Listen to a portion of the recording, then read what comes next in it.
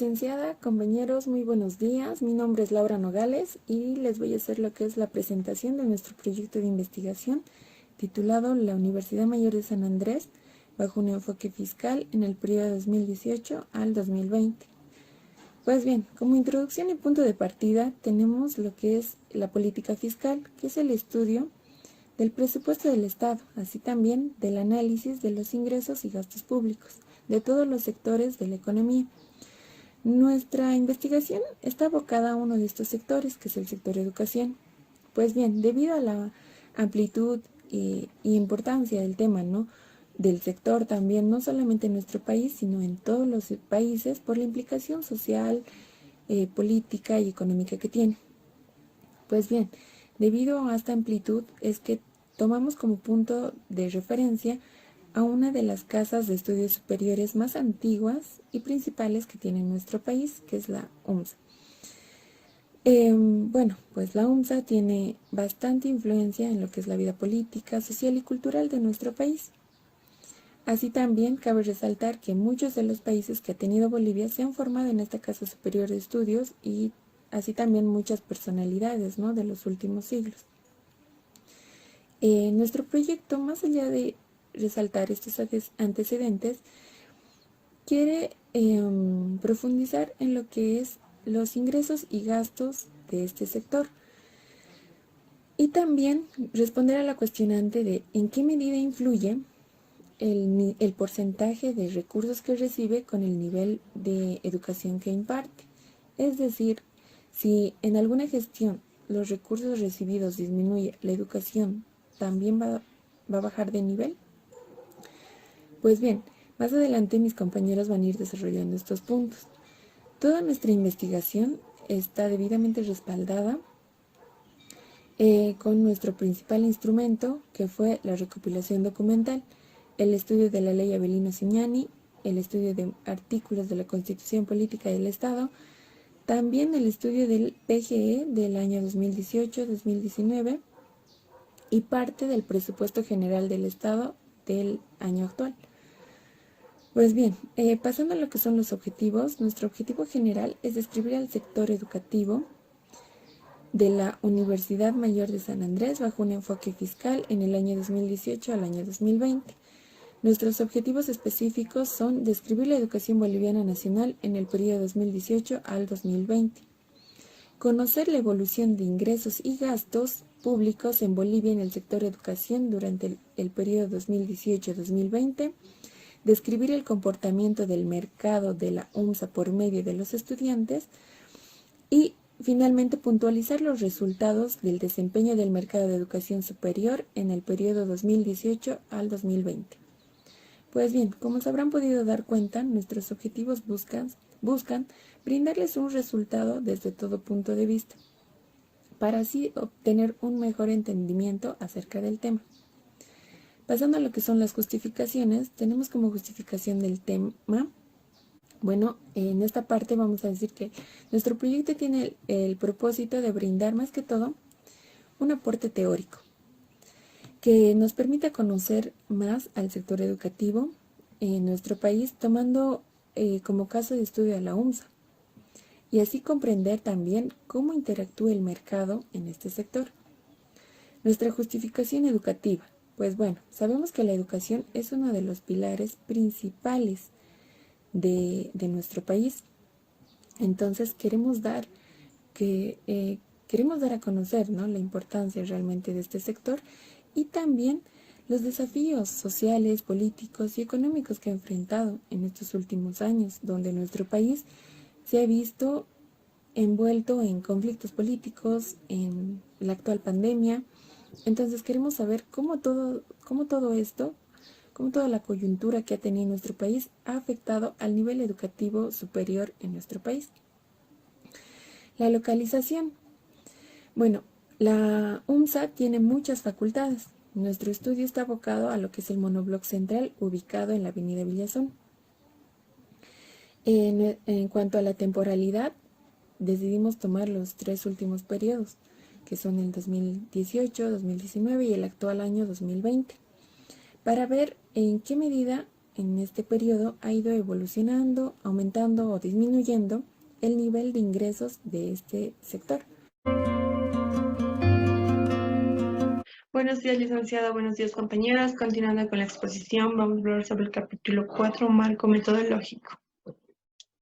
En el marco metodológico tocaremos los tipos de investigación de los cuales se llegaron a hacer uso para realizar la presente investigación.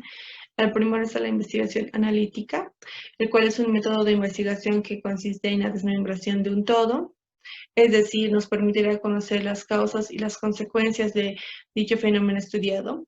El análisis que se realiza en este tipo de investigación es mediante la observación y un examen de un hecho en particular que sucede. Este método se empleó porque permitirá conocer más sobre el sector educativo bajo un enfoque fiscal, tomando como objeto de estudio a la Universidad Mayor de San Andrés, el cual es la universidad la más conocida a nivel nacional y a nivel Latinoamérica, ocupando el puesto número 91.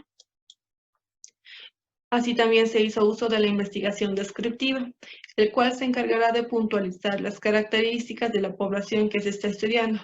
Se trata de un tipo de investigación cuantitativa que descubre el porqué y para qué de un fenómeno. Es decir, se tomará de la población a una pequeña muestra. En este caso serán a 100 estudiantes, de los cuales mediante la técnica de la encuesta se podrá realizar o obtener nueva información de los cuales podamos describirla.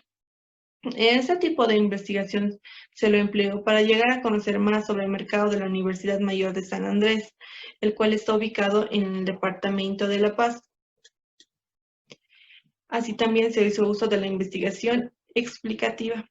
Esta también, al igual que la anterior, es de tipo cuantitativa, es decir, que se la puede medir y es cuantificable. Descubre el porqué y el para qué de un fenómeno. Tratará de explicar, ¿no?, cada información detallada, tratará de explicar detalladamente cada información que se encuentre, sea pequeña o gran información. En este caso, la investigación explicativa estará orientada a conocer el mercado de la Universidad Mayor de San Andrés. Este tipo de investigación se lo llegó a emplear para conocer si los recursos que le provee el Estado a la Universidad Mayor de San Andrés son distribuidos de manera eficiente entre los miembros que conforman esta, es decir, entre los universitarios o estudiantes, docentes, empleados, entre otros. Esto a través de manera teórica, ¿no? Ya hecho la encuesta y haber tabulado los resultados, ya explicarlo a mayor detalle para ver cómo el Estado provee los recursos. Técnicas de levantamiento de información. Las técnicas de levantamiento de información que se utilizarán en esta investigación son la recopilación documental, la recolección audiovisual, la observación de campo, la entrevista y la encuesta. La recopilación documental es un instrumento o técnica de investigación general cuya finalidad es obtener datos e información a partir de fuentes documentales. Existen diversos tipos y técnicas de investigación documental. Una de ellas es la técnica bibliográfica. Esta consiste en el estudio de libros, documentos históricos, prensa actual, entre otros. Esta nos ayudará a conocer los ingresos y gastos públicos en el sector educativo, ver de dónde provienen los ingresos del Estado y cómo se los está distribuyendo en el sector. La recolección audiovisual. Estos son los registros, ya sean en audio, fotografías, videos como entrevistas o reportajes que permitan captar matices de la información que no son posibles con los documentos escritos. Esta nos ayudará a conocer más información sobre el sector educativo, recurriendo a los especialistas en dicho sector para ver cómo funciona esto y así conocer cómo se distribuyen los recursos que el Estado aporta para la educación. La observación de campo es un método cualitativo de recolección de datos encaminado a comprender, observar e interactuar con las personas en su entorno natural. Cuando los investigadores hablan sobre estar en el campo, están hablando de estar en el lugar de los hechos y participar de la vida cotidiana de las personas que se están estudiando.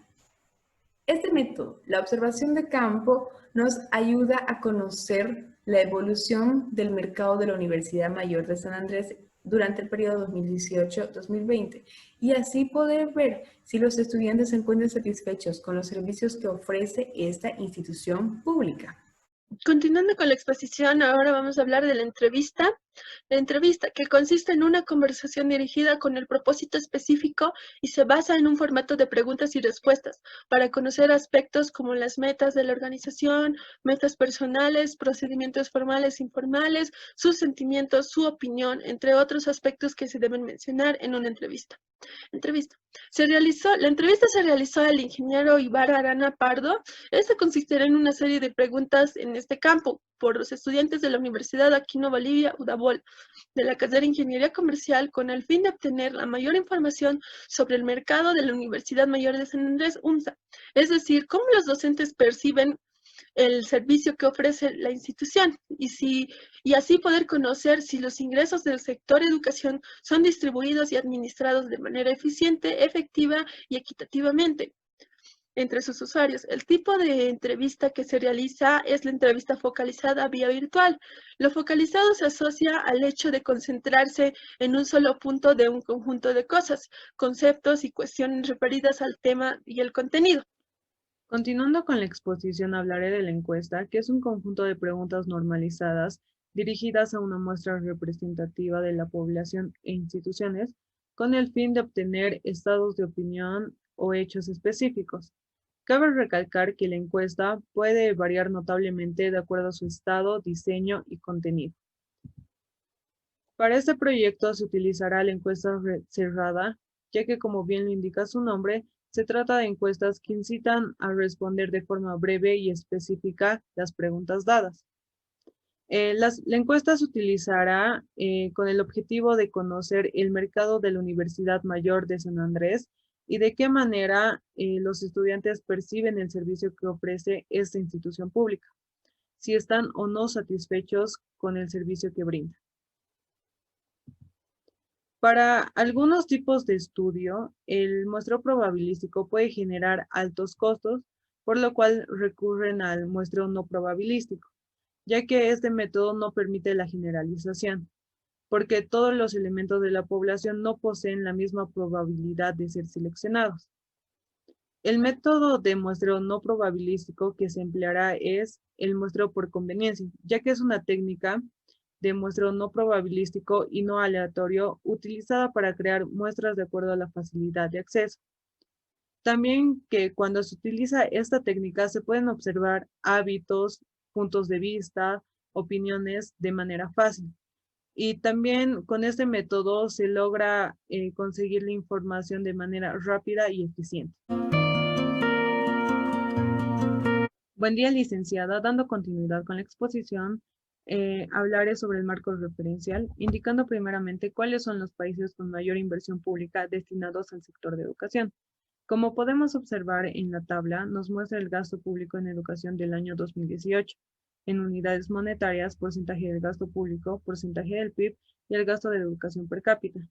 Pero sobre todo nos vamos a enfocar en qué países tienen mayor porcentaje del PIB. En primer lugar tenemos a Cuba con un 12,84%, en segundo lugar a Islas Salomón con 9,86%, Botswana con 9,63%, Noruega con 7,98%, en quinto lugar tenemos a Suecia con 7,67%, le sigue Dinamarca con un 7,63%, Islandia con 7,60%, Costa Rica con 7,40%, Finlandia con 6,90% y en décimo lugar tenemos al Reino Unido con 5,49%. Ahora hablaremos de la calidad de educación a nivel mundial. Los países con mejor educación a nivel mundial, tomando como referencia el último informe elaborado por la OCDE a través de las llamadas pruebas PISA, que se realizó el año 2018, y cabe recalcar que mencionadas pruebas se realizan cada 3 años, el cual establece el siguiente ranking, que más adelante lo vamos a ver, tomando en cuenta 3 habilidades: la lectura, la ciencia y las matemáticas. Como podemos ver en la tabla, China encabeza el ranking en las 3 especialidades. En segundo lugar tenemos a Singapur, que es otro país asiático que también ostenta la posición en las 3 especialidades. Macao, que es una región autónoma de la costa sur de China y también ocupa la posición, en este caso tercera del ranking, en las 3 especialidades. Hong Kong destaca en lectura y matemáticas, encontrándose en el cuarto puesto, igual que Estonia, pero este se destaca sobre todo en las ciencias. Estonia sigue formando parte del ranking a nivel de quinta posición en cuanto a la capacidad lectora. Taiwán en cuanto a aptitudes para las matemáticas y Japón obtiene el quinto lugar en cuanto a habilidades para las ciencias. Finlandia ocupa la sexta posición del ranking de los países con mayor educación del mundo en cuanto a habilidades científicas. Japón ocupa esta misma posición en cuanto a competencias para las matemáticas.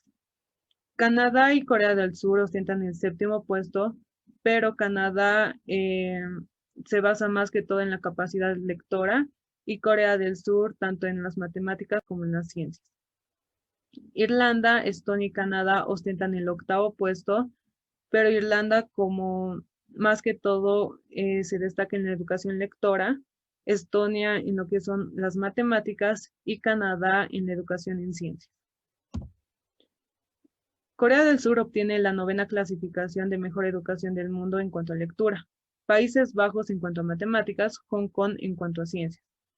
Polonia ocupa la 10ª posición del ranking de país con mejor educación del mundo en cuanto a letras y matemáticas. Taiwán se queda como el 10º mejor país para estudiar ciencias. Ahora nombraré los 3 países con mejor educación universitaria del mundo. En primer lugar tenemos Estados Unidos, que veremos las características de por qué tiene la mejor educación universitaria. Uno es que la cantidad de su presupuesto se destina a mejorar su sistema año con año y su gran apoyo a la investigación. Otro es que sus estadísticas son muy elevadas del nivel educativo, que aproximadamente el 91% de los adultos entre 25 a 64 años han terminado la educación media superior.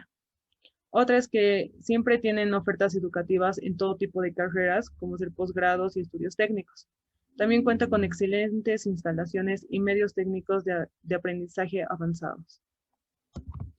En segundo lugar tenemos a Suiza, contando con las siguientes características. Una es que los alumnos son separados y preparados desde la secundaria, dependiendo de sus aspiraciones profesionales. También nos cuenta que después de la escuela obligatoria, el 90% de los jóvenes reciben un diploma de posgrado, teniendo uno de los porcentajes de universitarios más elevados del mundo. También que es un país plurilingüe, que por lo tanto en primaria como en secundaria se les imparte una segunda lengua extranjera. Todo esto sin mencionar el alto nivel de vida que gozan sus habitantes y la gran multiculturalidad que ostentan, pues en la mayoría de las escuelas pueden convivir alrededor de 60 nacionalidades diferentes. En tercer lugar se encuentra Reino Unido, con las siguientes particularidades. Una es que su método incluye tener tamaños de clases muy pequeños con una medida de alrededor de 8 alumnos por profesor, lo cual brinda una gran calidad en enseñanza. Después que tiene un alto porcentaje de la población continúa con sus estudios de secundaria posobligatoria y más del 60% va a la universidad y la alta formación se traduce en los buenos sueldos. Además que este país sigue siendo el destino favorito de estudiantes extranjeros, que más del 18% son de otros países, pues su combinación de tradición con lo mejor del mundo es de lo más atractivo. Y una de las características que sobresale es que la inversión en educación está por encima de la media europea, además de favorecer la investigación. Y nos preguntamos, ¿a qué se debe este nivel de calidad de la educación? Primeramente es que preparan la clase ya que es parte de su jornada laboral. Se evitan las cifras y competencias entre alumnos, la educación se personaliza y es accesible a todos. Y una particularidad muy importante es que el reparto del dinero público se hace de forma equitativa.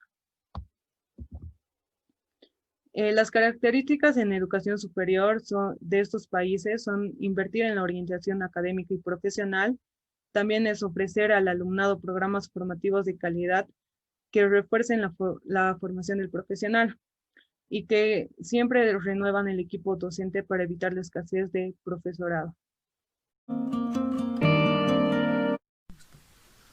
Buen día, licenciada, buenos días, compañeros. Procedo a hablar sobre lo que es el marco legal. Bien, sobre las políticas en educación que establece la parte legal, Establece que tiene que haber igualdad entre regiones, independientemente de donde tú estudies, si es en el área rural o en el área metropolitana, tienes los mismos derechos que los demás. La buena distribución de los recursos, es decir, si estás en la época inicial, secundaria o superior, o si tú eres de un municipio alejado o metropolitano, no importa porque mereces la misma eficiente distribución de los recursos. Bien, pues hablar sobre lo que es la ley Avelino Signani 070 Elizalde Pérez, que comprende 4 capítulos. Voy a hablar yo sobre los primeros 2. El sistema filosófico de la educación y el sistema educativo plurinacional. El sistema filosófico de la educación. Toda persona tiene derecho a la educación y además es obligatoria. Desde la época inicial hasta la época secundaria, desde que eres bachiller, es completamente obligatorio. Es una obligación y un derecho. La educación tiene apoyo indeclinable del Estado, es decir, el Estado tiene toda la responsabilidad del mundo de brindarles educación superior e inicial a todos sus ciudadanos. ¿Cómo reconoce el Estado a las unidades fiscales? Es decir, a los colegios públicos. Debe brindarles toda la atención medida, toda la atención que se pueda dar y el apoyo incondicional. Bien, ¿cómo reconoce el Estado a las unidades privadas? El Estado dice que las unidades privadas efectivamente pueden funcionar, pero él tiene que hacer una previa revisión a los mismos. Si todo está en orden, entonces no va a haber ningún problema. ¿Cómo reconoce el Estado a las instituciones de convenio? Siempre y cuando esto se aplique al reglamento, tampoco deberían tener ningún problema. El Estado pide la participación social de las unidades educativas. Por eso mismo se incluyen estas actividades como danzas folclóricas, entradas, pequeñas entradas, ¿no? Exposiciones al aire libre y demás, para que precisamente se relacionen con su comunidad, actividades que incluyen a los padres de familia, incluyen a algunos vecinos, tal vez. Y en el caso de áreas rurales, pues que incluyen a toda la comunidad o al pueblo. El Estado tiene la inamovilidad funcionaria, es decir, cualquier profesor o funcionario público que esté trabajando dentro de una institución tiene el derecho completo a permanecer en su trabajo. Nadie lo puede sacar, él decide cuándo salirse o cuándo cambiarse de institución. El derecho de los padres, es decir, que padres le coloca a su hijo donde él vea conveniente, donde se le antoje. Es decir, si yo quiero que mi hijo estudie en tal educativa, pues lo inscribo ahí y ya. Pum. La organización estudiantil está permitida tanto de los niveles básicos como hasta los niveles superiores. Estas organizaciones tienen como principal deber defender los derechos de los estudiantes, hacer notar su voz, y no están prohibidos, excepto en las instituciones de policías o militares, por razones obvias, ya que ellos están bajo un estricto mando. El Estado promueve el deporte, es decir, tiene el Estado toda la obligación de brindar la infraestructura, los conocimientos y demás para que sus estudiantes tengan un grado deportivo alto. El capítulo 2 habla sobre cómo debe ser la educación dentro del Estado plurinacional. Como primer subtítulo califica que debe ser antiimperialista, revolucionario, libertador, etc. Segundo, debe ser comunitario, como ya expliqué antes en la parte de comunidad. También debe ser inclusiva, es decir, no importa si tienes capacidades diferentes o como se califica ahora, ¿no? Entonces tienes el completo derecho de acceder a cualquier tipo de educativo que tú veas conveniente. Es universal, es decir, no importa tu grado económico, tu estado social, etc.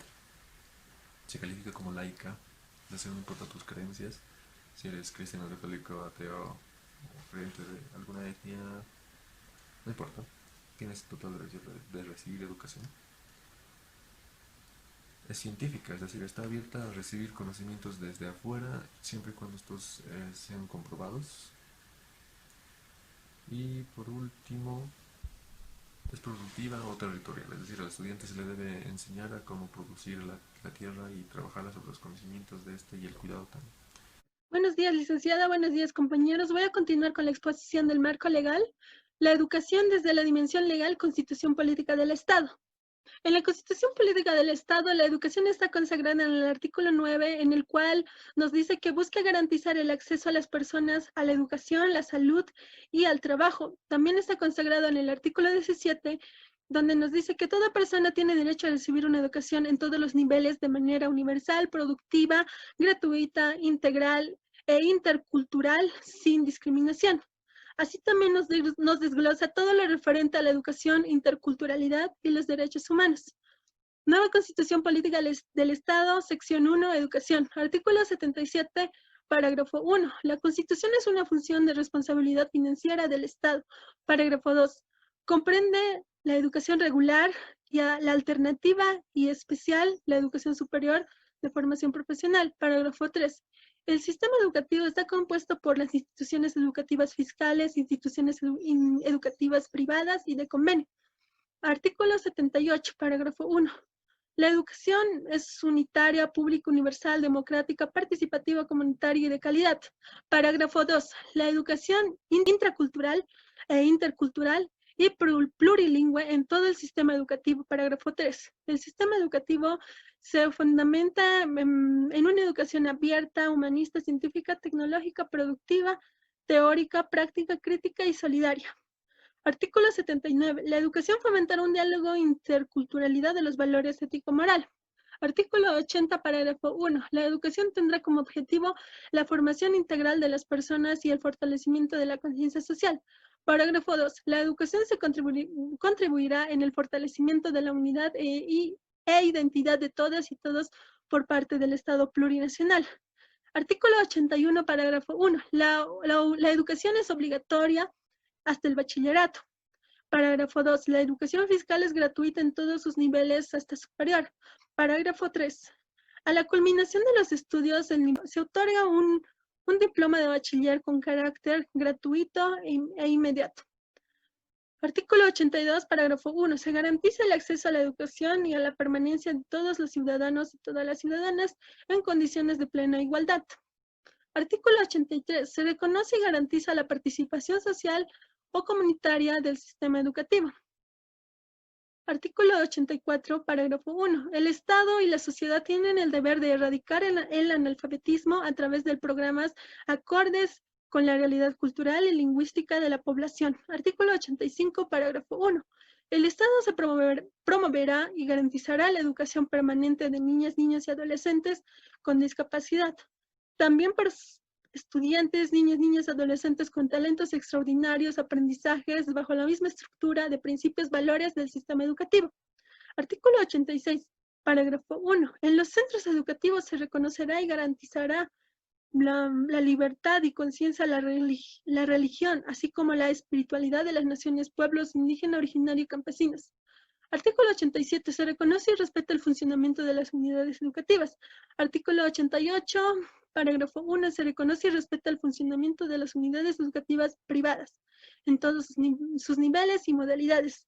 Artículo 89, parágrafo 1. El seguimiento de la medición, evaluación y acreditación de la calidad educativa en todo el sistema educativo estará a cargo de una institución pública, técnica y especializada. Artículo 90. El Estado reconocerá la vigencia de institutos de formación técnica. Parágrafo 2. El Estado promoverá la formación técnica, artística y lingüística. Parágrafo 3. A través del sistema educativo promoverá la creación de organizaciones de programas educativos. Sección 2. Educación superior. Artículo 91, parágrafo 1. La educación superior se desarrolla procesos de formación profesional, de generación y divulgación de conocimientos orientados al desarrollo integral de la sociedad. Parágrafo 2. La educación superior es intracultural e intercultural. Parágrafo 3. La educación superior está conformada por universidades, escuelas superiores de formación de docentes y los institutos técnicos, tecnológicos y artísticos. Artículo 92, parágrafo 1. Las universidades públicas son autónomas iguales en jerarquía. Parágrafo 2. Las universidades públicas constituirán en un ejercicio de autonomía. Parágrafo 3. Las universidades públicas estarán autorizadas para extender diplomas académicos y títulos profesionales. Artículo 93, parágrafo 1. Las universidades públicas serán obligatoriamente suficientes subvencionadas por el Estado. Parágrafo 2. Las universidades públicas en el proceso de marco de estatuto establecerán mecanismos de participación social. Parágrafo 3. Establecerán mecanismos de rendición de cuentas y transparencias en el uso de sus recursos. Parágrafo 4. Establecerán programas de desconcentración académica y de interculturalidad. Artículo 94, parágrafo 1. Las universidades privadas se regirán en políticas, planes y programas de autoridad del sistema educativo. Artículo 95, parágrafo 1. El Estado, en coordinación con las universidades públicas, promoverá en las áreas rurales la creación de funcionamiento de universidades e institutos comunitarios pluriculturales, asegurando la participación social. Artículo 96, parágrafo 1. Las universidades deberán crear y sostener centros interculturales de formación y capacitación técnica. Artículo 97, parágrafo 1. La responsabilidad del Estado, la formación y capacitación docente para el magisterio a través de escuelas superiores de formación. Parágrafo 2. Los docentes magisterios deberán participar en procesos de actualización y capacitación pedagógica continua. Parágrafo 3. Se garantiza la carrera docente personal docente del magisterio conforme a la ley. Los docentes gozarán de un salario digno. Artículo 98, parágrafo 1. La formación posgradual en sus diferentes niveles tendrá la misión fundamental de preparar adecuadamente profesionales en diferentes áreas a través de investigaciones científicas para coadyuvar con el desarrollo integral de la sociedad. La formación posgradual será coordinada por una instancia conformada por las universidades del sistema educativo, de acuerdo con la ley. Marco práctico. La educación boliviana nacional en el periodo 2018-2020. La Ley de Educación establece que la educación superior de formación de profesionales es el nivel educativo orientado a la generación y recreación de conocimientos y saberes para el desarrollo de ciencia, tecnología e innovación. Garantiza el acceso democrático al conocimiento y a programas de formación profesional. Comprende la formación de maestros y maestras, la formación técnica y tecnológica, la formación superior artística y la formación superior universitaria. La educación superior de formación profesional expide títulos intermedios, de grado y de posgrado. Las universidades se clasifican en públicas autónomas, privadas, universidades indígenas y universidades de régimen especial. La educación superior es regulada por el Ministerio de Educación. Educación Boliviana Nacional 2019. Postura general en área de educación superior pública. La investigación en las universidades públicas es débil y no se le ha dado suficiente relevancia. Claramente esto no es en todas las universidades. La gran mayoría de docentes universitarios no están involucrados en actividades de investigación. Las universidades bolivianas tienen un porcentaje muy pequeño de docentes a dedicación exclusiva, que no sobrepasa un cuarto del total de su personal académico. Sin embargo, es donde se concentran los mayores recursos humanos para la investigación y por ende la mayor producción científica en el país. Postura general en área de educación superior privada. En Bolivia, las universidades privadas tienen el Reglamento General de Universidades Privadas. Las universidades privadas del país y del departamento ahora cuentan con un reglamento de funcionamiento que facilitará la coordinación del trabajo de estas instituciones con el Ministerio de Educación. La investigación en las universidades privadas, la situación es aún más precaria, pues carecen de personal a dedicación exclusiva y sus estructuras de investigación son prácticamente inexistentes. Y obviamente esto no es en todas las universidades. Bueno, ¿cómo son los diseños curriculares? En general, la ampliación de las ofertas curriculares no responde a las políticas nacionales, ni siquiera institucionales, sino a factores coyunturales o a la demanda de los estudiantes, principalmente en las universidades privadas, planteando serios cuestionamientos a la pertinencia de la educación superior. Postura en cuanto a contratación de docentes. Las universidades generalmente públicas, a pesar de las precarias condiciones, son las que albergan el mayor porcentaje de investigadores, lo que muestra el importante papel de las instituciones de educación superior para la investigación y producción científica. Bueno, lo cual contradice frecuentes afirmaciones de que las universidades no tienen aporte a la producción científica y tecnológica, ya que en el contexto boliviano son estas las que concentran la mayor actividad investigativa, aunque sea incipiente en relación al contexto regional. ¿Cómo es el trato del sistema actual al estudiante en forma general? De acuerdo con el sistema actual, los estudiantes deben desarrollar ciertas habilidades intelectuales como el pensamiento analítico y crítico, la habilidad de realizar juicios, razonar cuantitativamente, confrontar y balancear los puntos de vista de los demás. ¿Cómo es el trato del sistema actual al docente en forma general?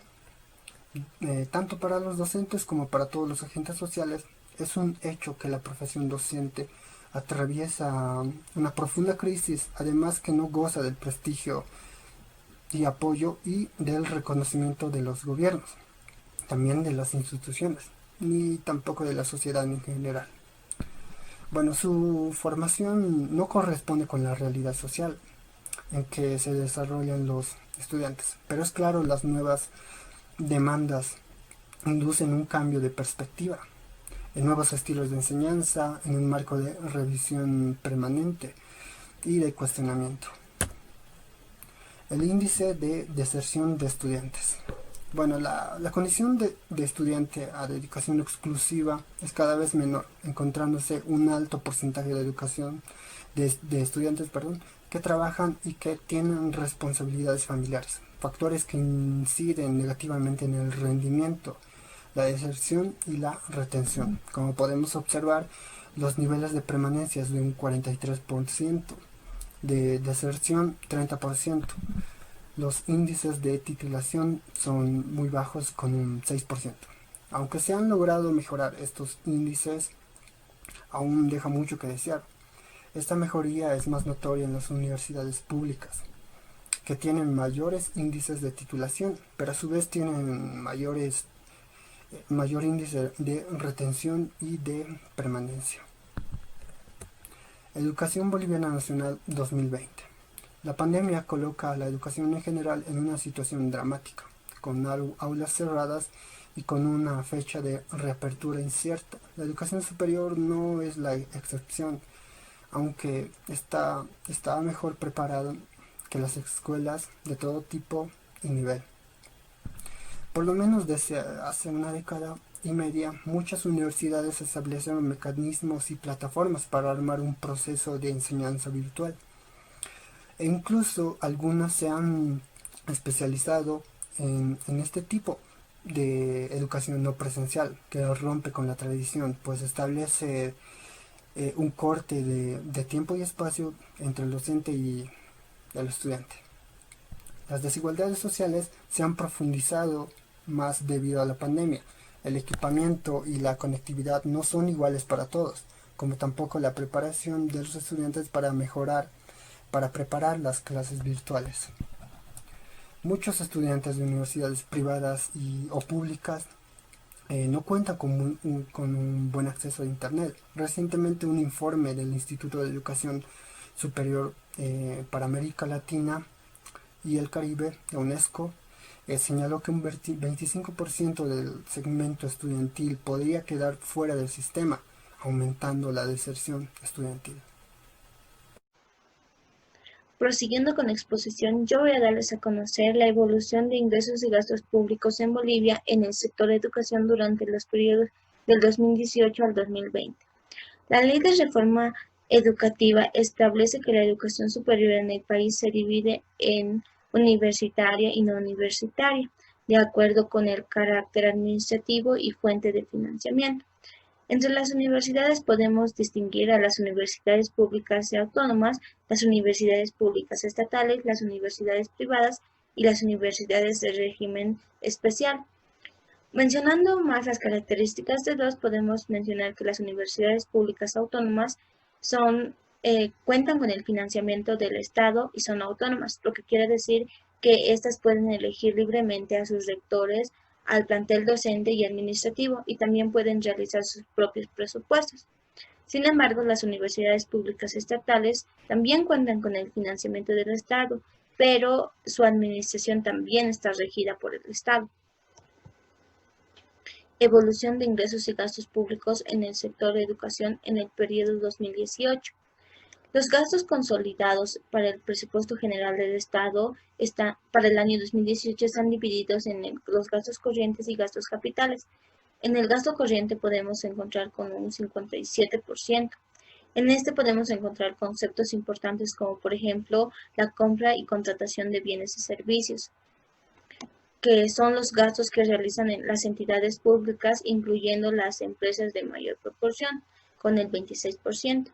Posteriormente podemos encontrar los sueldos y jornales, que corresponde a la remuneración de todos los servicios públicos, con el 18%. Sin embargo, estas también corresponde al pago de impuestos, tasas de interés y renta de los jubilados del sistema de reparto compensatorio de cotización del bono económico y magisterios pasivos. Esas corresponden a los restos de los gastos corrientes con el 13%. En el presupuesto general del Estado también se incorporan a las empresas públicas, a las entidades de seguridad social, a las universidades públicas, a las entidades descentralizadas, los órganos del Estado, los gobiernos autónomos departamentales, regionales, municipales, indígenas, originarias, campesinas y entidades de control y defensa del Estado. También podemos encontrar a las entidades públicas financieras y no financieras. Podemos mencionar que en Bolivia existen 573 entidades del sector público, las cuales elaboran su presupuesto institucional en el marco de la política fiscal y normativa presupuestaria vigente para su agregación y su consolidación por el presupuesto general del Estado y esta por el Ministerio de Economía y Finanzas Públicas.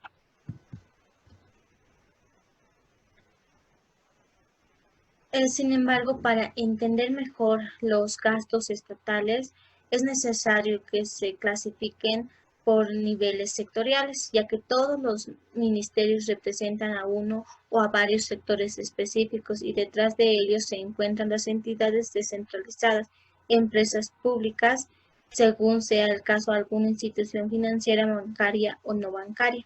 Los gastos consolidados en el presupuesto general del Estado del 2018 por sectores económicos podemos mencionar al sector productivo, en el cual se mencionan los gastos productivos de hidrocarburos y energía, o también el de minería y metalurgia. Podemos mencionar también al sector social, el cual habla de los gastos sociales que se hace referencia exclusivamente a los gastos de salud, educación, servicios básicos y vivienda. También de forma complementaria aquellos gastos destinados a salvaguardar la integridad nacional y de la convivencia de todos los bolivianos en el territorio nacional. Por último, tenemos al resto con el 31%. En este periodo se destinó solamente el 10% del presupuesto general del Estado, como ya lo habíamos visto en el gráfico anterior, al sector a la educación. Una controversia clásica presente a la hora de revisar el destino del gasto por sector, ya que el ministerio solamente entrega a las cabezas de cada sector, y este es un error común que no contempla el hecho de que el presupuesto del Ministerio de Educación no incluye los salarios pagados al magisterio, el cual se encuentra dentro del presupuesto de las direcciones departamentales de educación. Cualquier criterio de coparticipación sectorial debe contemplar a todas las entidades que realicen actividades orientadas al sector en consulta. Como se puede ver en el gráfico, está dividido en 4 sectores, en los cuales rescata todas esas consideraciones y presenta claramente el destino de los gastos públicos, como por ejemplo al sector de policía con 1,5% del PIB, a las Fuerzas Armadas con 1,8% del PIB, al sector salud con 6,8% del PIB y por último en la base de la pirámide al sector educación que proporcionó al 7,7% del PIB, dando así un 21.430.000 millones de bolivianos. Transferencias gubernamentales, entidades territoriales autónomas y universidades públicas. Las universidades públicas. Otros gastos no menores importantes son las transferencias que realizan el nivel central a las entidades territoriales autónomas y universidades públicas, por concepto de coparticipación en tributos nacionales, regalías por la explotación de recursos naturales y subvenciones ordinarias. Como ya habíamos mencionado, todos estos rubros señalados son neteados en el presupuesto consolidado en vista de que muchos de ellos son captados por el TGN y las transferencias automáticamente a los niveles de administración mencionados. Es por ello que las transferencias a favor de la administración departamental prevista para la gestión 2018 asciende a 18.464 millones. Sumando los gobiernos autónomos municipales, departamentales, municipales, indígenas, originarios, campesinos, regionales y universidades públicas a nivel departamental, podemos mencionar que el departamento de Santa Cruz cuenta con 4.042,1 millones, el departamento de La Paz con 4.004,2 millones, el departamento de Cochabamba con 2.574,2 millones, y así sucesivamente todos los departamentos. Las transferencias a entidades territoriales autónomas y universidades públicas en el año 2018 ascendió en un 3%, de un 17.930 a un 18.464, y en el sector de universidades de 3.353 a 3.417. ¿Quiénes registran los gastos públicos? Las empresas públicas generan el 37% de los ingresos consolidados. Sin embargo, se representa solamente el 34% de los gastos. También está la Administración Central de Órganos del Estado, que generan el 46% de los ingresos públicos. Sin embargo, solo representan el 27%. Esta diferencia de 19 puntos porcentuales se transfieren a las entidades territoriales, universidades públicas y entidades descentralizadas en forma de coparticipación tributaria, subsidios y subvenciones. Las transferencias realizadas por el nivel central permiten a este nivel institucional duplicar sus gastos. Lo mismo sucede en las entidades descentralizadas y en las universidades públicas. Buenos días, licenciada. Buenos días, compañeros. Continuando con la exposición, vamos a hablar sobre la evolución de ingresos y gastos en el sector de educación en el año 2019. Los gastos en sueldos y salarios en el 2019 representaron el 18,6% del total del presupuesto consolidado, es decir, 39.968 millones de bolivianos. Esto respecto al año anterior era superior, ya que habían ascendido 2,9%, ya que en 2018 equivalía a 38.845 millones de bolivianos. Es decir, que las personas en el año 2019 adquirieron mayor poder adquisitivo. En el marco de las prioridades del Estado, el 36,5% de estos recursos son asignados a dos sectores, el cual era el sector de la educación y educación, donde este importe había ascendido a 14.583 millones de bolivianos. Asimismo, también 3.354 millones eran para las universidades públicas, esto como el pago de sueldos y salarios. Acá en este gráfico podemos ver que los sueldos y salarios en el 2018 a 2019. Es decir, que del total del 100%, el 37% se lo llevaba el magisterio y salud. Y las universidades públicas estaban con un 8% y el que menor se llevaba era el sector de las entidades descentralizadas con un 5%. Gastos en bienes y servicios.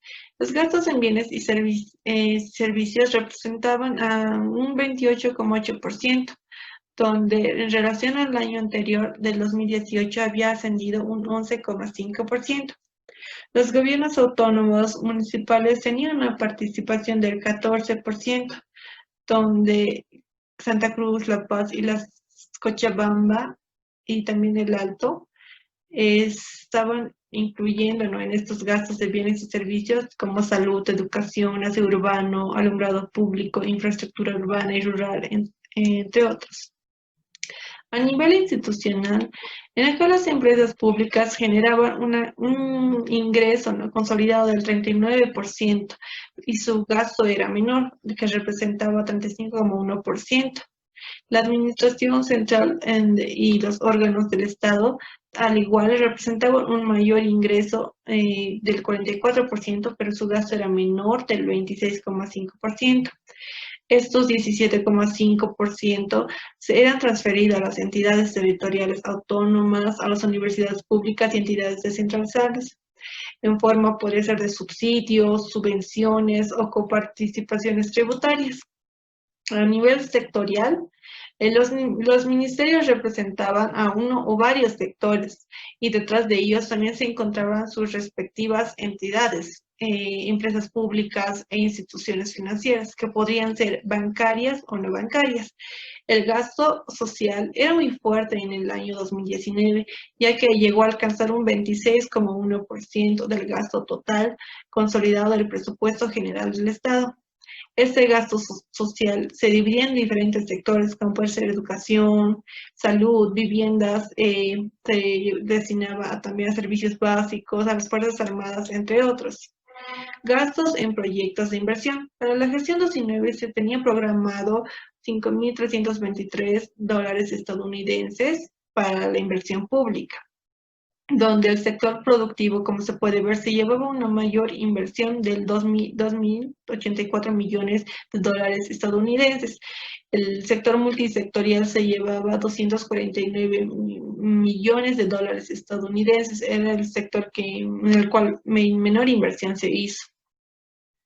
También hay el sector de la infraestructura y el sector social. Aquí podemos ver en este gráfico la inversión pública por sector económico en el 2019, donde el sector productivo se llevaba la mayor inversión de 39,1% y el que menor era el sector multisectorial del 4,7%. Es por ello que podemos decir que las transferencias a favor de la administración departamental ascendía a 20.632 millones de bolivianos en el año 2019. Donde el departamento de Santa Cruz era el mayor beneficiado, llevándose una inversión de 4.486 millones de bolivianos para la educación, ¿no? La Paz estaba en segundo lugar, con 4.357 millones de bolivianos, y por último, el departamento con menor inversión era Pando, con 684 millones de bolivianos. Buenos días, ahora voy a continuar. El punto 7.2.3. Evolución de los ingresos y gastos públicos en el sector de educación en el año 2020. Bien, para este año, la administración gubernamental transitoria, presidida por la señora Yanine Áñez, decidió que el presupuesto general del Estado para 2020, decidido y puesto para revisión y aprobación por la administración anterior, decidió que siguiera su curso legal, aunque después de que fue aprobada por la mandataria y puesta en vigencia luego a partir del 1 de enero de 2020, este documento tuvo algunos cambios para cubrir gastos que no habían sido previstos, como las elecciones que se iban a realizar nuevamente. Y bueno, para este presupuesto general del Estado de 2020, el presupuesto agregado de 282.273 millones de bolivianos significa una reducción del 1,4% respecto al 2019. Y luego el presupuesto consolidado de 210.910 millones, con 10 millones bolivianos, cifra menor de 1,8% respecto al 2019. Y pues ambos presupuestos aumentan menos del 1%. Sin embargo, aún continúa elevado el déficit fiscal para este año, con el 6,79%, porque se utilizan recursos provenientes de créditos internos y externos. Esto para cubrir gastos que no serán posible cubrirlos con los ingresos corrientes que se esperan para esta gestión 2020. Decidiendo el contexto, porque esto se debe a los problemas que ha tenido el mercado externo con las nuevas circunstancias que han estado pasando este año. Y bueno, se encontró esta información del Ministerio de Presidencia. Por ejemplo, aquí tenemos el presupuesto del Viceministerio de Coordinación y Gestión Gubernamental del 2019 al 2020. Tenemos el presupuesto vigente y el presupuesto ejecutado para el 2019 y luego el presupuesto para el 2020, el presupuesto vigente, que es de 5.284.606 bolivianos. Esto y luego el presupuesto para el 2019, el presupuesto vigente, el presupuesto ejecutado y el porcentaje de ejecución, que sería el 54,59%. También para el presupuesto del 2020, el presupuesto aprobado. Y aunque se tuvo esta información y se obtuvo esto, no se encontró información acerca de cuánto sería destinado para cada sector. Esto en el presupuesto general del Estado del año 2020. Y bien, voy a continuar con algunos artículos. Por ejemplo, el artículo 3, que es el ámbito de aplicación. El artículo 5, que es de servicios personales de las unidades públicas autónomas. Por ejemplo, tenemos el primero, que serían las universidades públicas autónomas, deben aprobar las escalas salariales y planillas presupuestarias del personal docente y administrativo, de acuerdo al reglamento de aprobación de escalas salariales para las entidades del sector público, aprobado por el Ministerio de Economía y Finanzas Públicas. Las contrataciones de personal eventuales administrativo deberá ser financiada con recursos diferentes al Tesoro General Nacional. Eso en el 2. El artículo 5. Ahora en el artículo 6, que son los recursos específicos y saldos de caja y bancos de las universidades públicas autónomas. Por ejemplo, aquí tenemos la programación de recursos específicos, así como la proyección de saldos de caja y bancos de las universidades públicas autónomas. Deberán ser efectuadas en función a datos históricos de lo efectivamente recaudado y ejecutado. En caso de que los mismos sean sobreestimados, cada casa superior de estudios deberá establecer mecanismos para cumplir con los compromisos asumidos con dichos recursos, no debiendo presentar recursos adicionales del Tesoro General de la Nación. Ahora, por ejemplo, en el artículo 7, subvenciones de las universidades públicas. El incremento de la subvención ordinaria para las universidades públicas se asignará en función al cumplimiento de los compromisos asumidos en los convenios con cada universidad pública autónoma y de acuerdo a la disponibilidad financiera del Tesoro General de la Nación, no debiendo ser mayor al porcentaje para la gestión al incremento salarial definido para la gestión.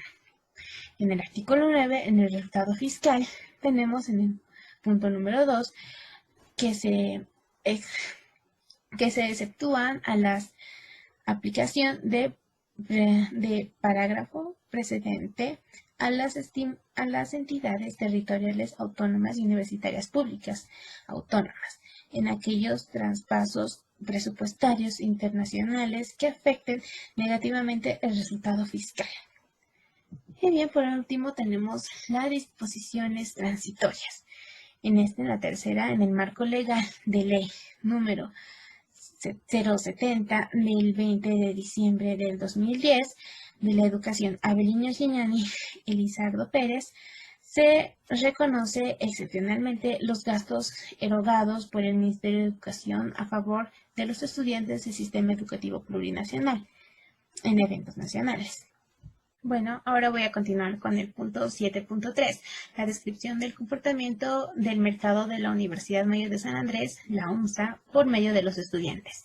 Aquí voy a mostrar la encuesta que se realizó a los estudiantes para conocer su opinión acerca de la universidad y el servicio que esta ofrece. Aquí, por ejemplo, tenemos a la pregunta número 1. ¿Cuál es la facultad a la que pertenece la Universidad Mayor de San Andrés? Pues con un 40% tenemos a ingeniería. Como se puede observar aquí, los estudiantes encuestados, de los que se encuestaron, la mayoría pertenece a la carrera de ingeniería. Como segunda pregunta, tenemos, ¿por qué decidí ingresar a la Universidad Mayor de San Andrés? Pues con un 44% nos dice la calidad de enseñanza, con un 33% la trayectoria y con un 23% por el prestigio. Después tenemos a la siguiente pregunta, ¿está satisfecho con los métodos de enseñanza de los docentes y auxiliares? Con un 48% tenemos que ellos están satisfechos con los métodos de enseñanza y con un 28% que están regular. Ahora tenemos la pregunta número 4. ¿Cómo cree usted que se encuentra la infraestructura de la universidad? Pues con un 48% considera que es regular y con un 27% que es buena. Luego tenemos, ¿usted cree que la universidad le brinda al docente los materiales y los equipos necesarios para cumplir sus labores y así ayudar al aprendizaje de los estudiantes? Pues un 58% indica que sí y un 42% dice no. La siguiente pregunta es, ¿qué tan satisfecho está con la infraestructura y equipamiento que le ofrece la universidad en los siguientes espacios, como ser biblioteca, laboratorios, cafetería y espacios deportivos? Pues con un 42% nos dicen que están satisfechos. Y con el 40% nos dicen que es regular, que está regular este tipo de infraestructura. Luego con la pregunta 7 nos dice, ¿considera que las instalaciones de la universidad son adecuadas para personas con discapacidad? Pues un 80% de los estudiantes nos indican que no creen que esta infraestructura esté adecuada para personas con discapacidad.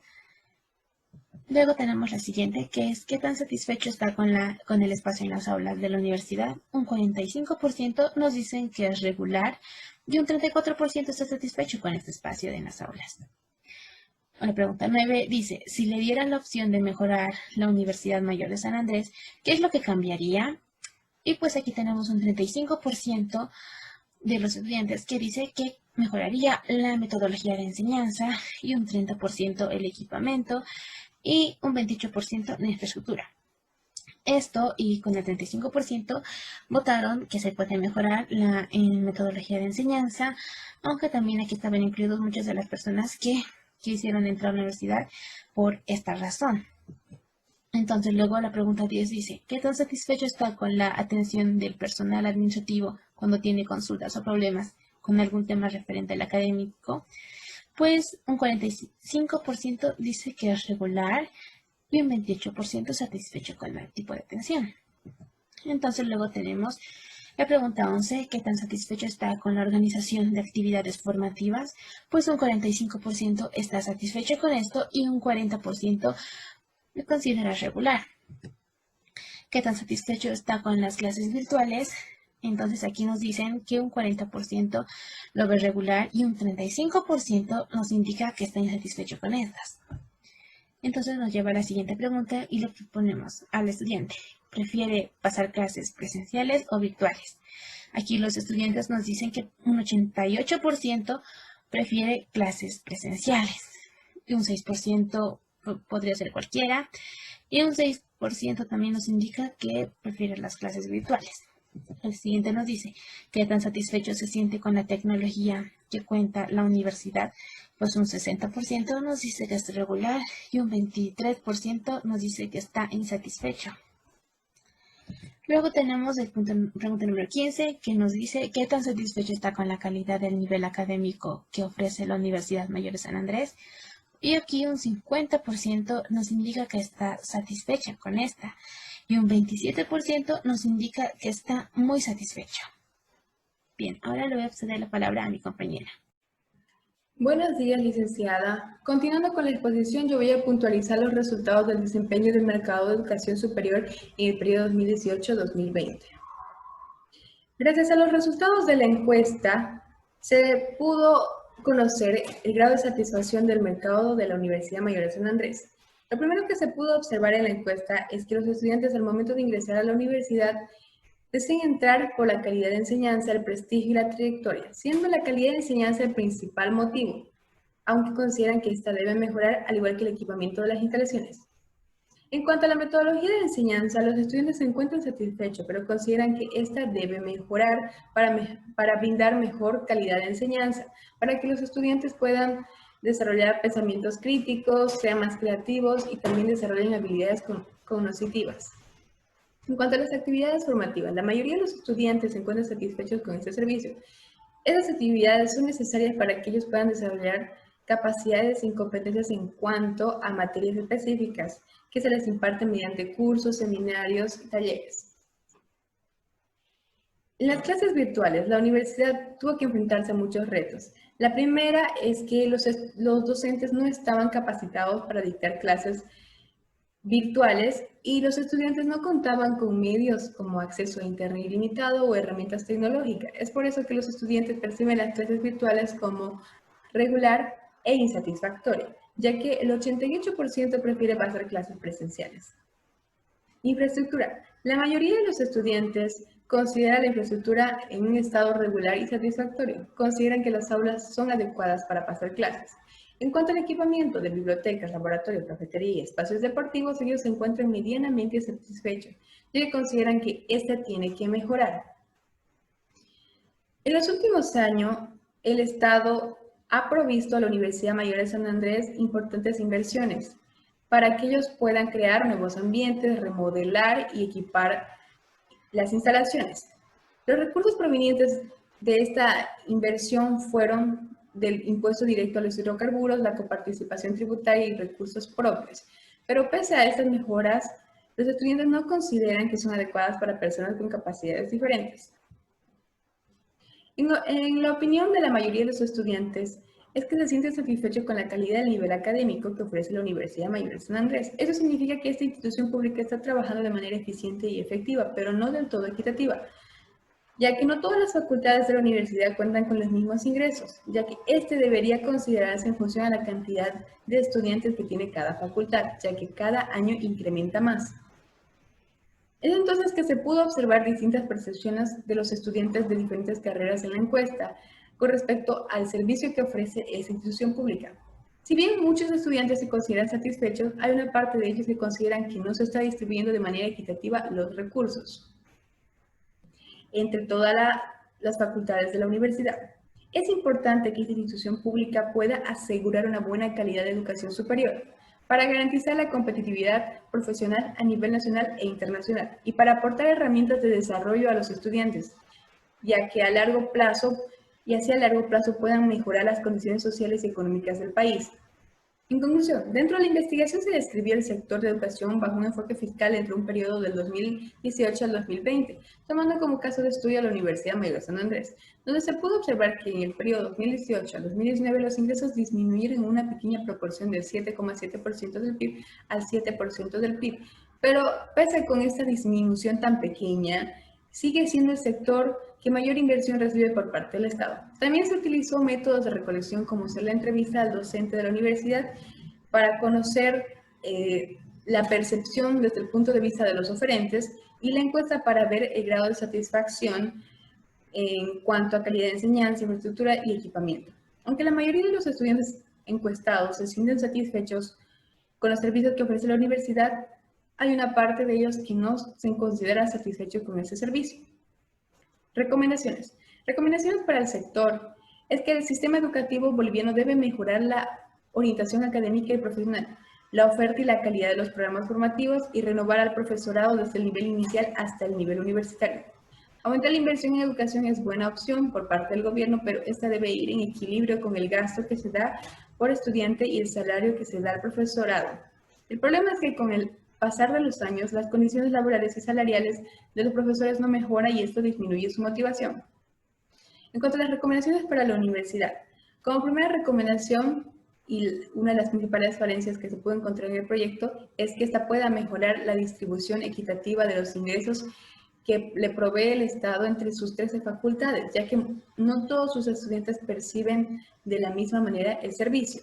Y por última recomendación sería mejorar el sistema de nombramientos de autoridades, ya que por lo general prima más el mérito político de los docentes para acceder a los cargos de autoridades, dejando de lado los méritos académicos.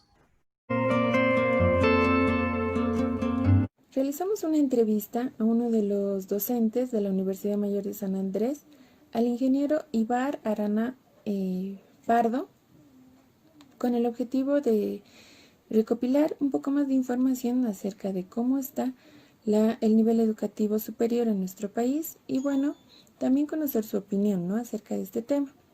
Realizamos un cuestionario breve de 14 preguntas que fue respondido totalmente por escrito, a lo que, bueno, les voy a leer un poco de sus respuestas de las preguntas más importantes. La pregunta fue, según su criterio, ¿cómo se encuentra la situación en el sector de educación superior a nivel nacional y cuál es la importancia que tiene la educación para el desarrollo de un país? A lo que él nos respondió. En la primera pregunta nos dice, existen diferencias en la formación que viene de la educación secundaria. Los grupos o cursos tienen una formación muy heterogénea. Es decir, existen estudiantes con conocimientos base muy bien consolidados y formación bastante débil. Esto en cursos de formación profesional incide profundamente en la calidad de profesionales en diferentes ámbitos, muy bien formados y profesionales con formación mediocre.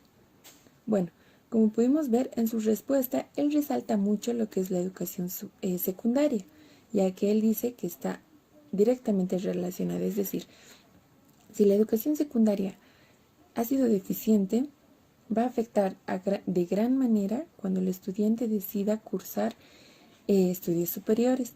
También nos dice que la educación es la base fundamental para la formación de profesionales para que tengan, ¿no?, las competencias de resolver problemas complejos de forma práctica. Y también dice, si la sociedad quiere cambios estructurales, debe invertir bien y mejor en la educación en Bolivia. La educación boliviana, nos dice, está diseñada para el fracaso. Pocos alcanzan a llegar a la universidad con posibilidades de triunfar, si no es la persistencia y la autoestima de sus estudiantes. Muchos consolidan su fracaso antes de ingresar, nos dice. Pasando a la siguiente pregunta.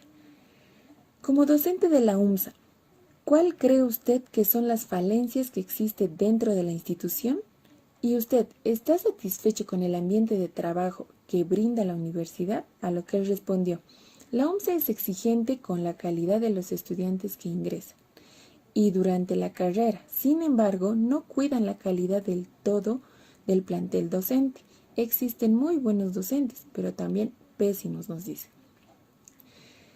Pasando a la siguiente pregunta, ¿la infraestructura de la Universidad Mayor de San Andrés es apropiada para impartir clases? ¿Y considera que esta infraestructura es adecuada para personas con discapacidad? A lo que él nos responde, se tiene una mejora sustancial en la calidad de aulas en posgrado. Se tienen aulas para 25 estudiantes, mesas cómodas y limpias, equipo audiovisual funcionando con comodidad para el docente, plataformas virtuales, etc. Las facultades donde he impartido clases, sí se tiene baños para personas con discapacidades diferentes, nos dice. Sin embargo, no hay lenguaje de señas. No hay estudiantes con capacidades diferentes en ninguna de las carreras, también nos dice. La siguiente pregunta. ¿La institución cuenta con laboratorios, talleres, auditorios o salones especializados? ¿Y estos disponen de materiales y el equipo necesario para realizar de manera idónea sus labores? A lo que él nos dijo, las facultades de medicina, agronomía, donde he impartido clases, sí cuentan con laboratorios bien equipados, salas de conferencias, institutos de investigación de referencia con equipamiento moderno. ¿Cómo cree que es el rendimiento de los estudiantes de la UMSA con los materiales que le provee esta institución? A lo que él responde, creo que el rendimiento está en la motivación de las habilidades de los docentes.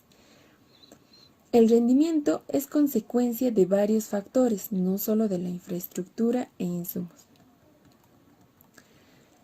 Siguiente pregunta. ¿Usted conoce el porcentaje de inversión que el gobierno realiza en la UMSA y considera que los ingresos que se destinan a la universidad son eficientemente utilizados para el bienestar de los estudiantes y docentes, a lo que él nos dice que el presupuesto es limitado para la cantidad de estudiantes que cursan las aulas de la Universidad Mayor de San Andrés.